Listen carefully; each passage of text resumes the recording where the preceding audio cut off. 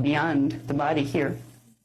One of the first things I learned was once you have a near-death experience, it opens up your 5th DNA strand template and a bit of your 4th, which means the consciousness from D5, which is part of your soul, and D4, your astral consciousness, make a link, and they come back into body with you. So you still have an open conduit.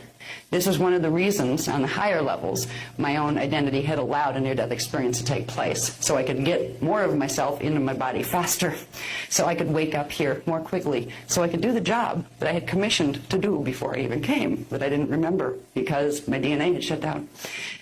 Every one of you have a part of yourself that knows exactly why you came here, exactly what your history is, where you were before, what you were part of, what you were doing. You don't have to have a near-death experience to begin to bring that part of your awareness back into body. And believe me, once you start to realize why you're here, it changes everything. First of all, you start to realize there's no such thing as an unimportant person. There is no such thing as somebody who is worthless. There is no such thing as somebody who doesn't fit or doesn't belong. And there is no such thing as a sinner. All right. Now this is a big one, the sinner concept. There's a book that used to be a nice book once upon a time, before the Council of Nicaea got a hold of it in 325 AD on behalf of the Roman Empire, and changed some books around. Once upon a time, the book that we call the Bible now was about 20 times bigger than it is, and the word sinner wasn't used once.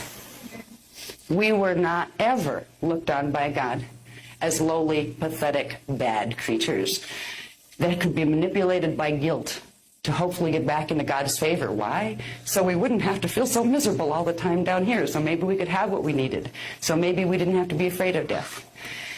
There are teachings, the teachings that we're beginning to bring back here. The Catholic teachings were part of biblical texts. See, the Bible, what became the Bible, was part of a much larger series of books called the Mahabharata books. They are the teachings of the inner Christ. They are the teachings that Jesus taught. They were the teachings that John the Baptist and Miriam taught, that the Essenes taught 2,000 years ago. They were the teachings that, after that, the Cathari of southern France taught and were killed for it in 1244 AD when they were exterminated by, again, the Church of Rome, I believe, the Roman Catholic Church. There have been pieces of these books and the information contained within them preserved mostly in verbal tradition since they were last given in physical text, which was in the time of Jeshua or Jesus 2,000 years ago. Actually, 10 AD is when they were translated into writing. Jeshua was born in 12 BC, and by 10 AD, he and the people around him began the translations on the Mahabharata texts. The Mahabharata texts are part of a larger, huge body of information called the Emerald Covenant CDD plates, Cloister Doratura plates.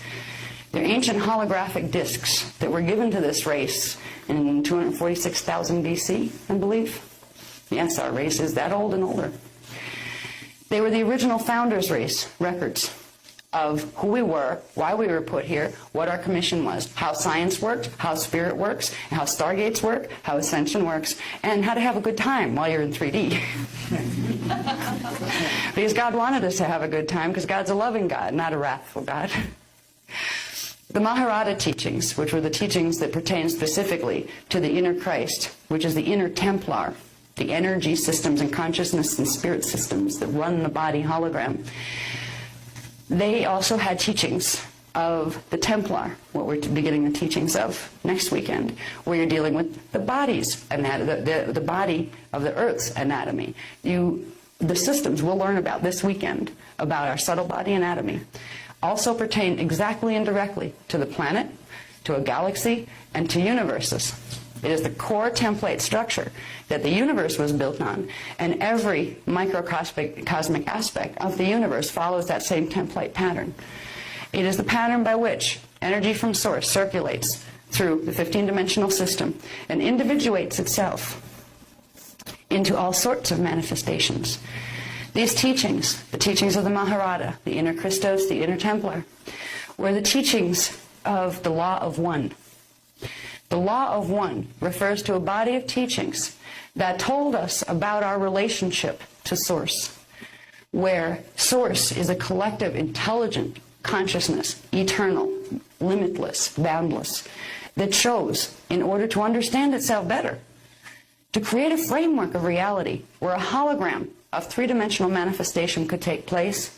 So Source first turned itself into the hologram, the structures, dimensions, and time matrices, and energy body structures, and then Source continued to individuate itself, and it created suns and planets, stars, galaxies, and it continued to individuate itself, and it created life forms to live on those planets and stars and galaxies. The law of one teaches us that each and every one of us are a manifestation, a direct face and manifestation of the consciousness of God. Where is God?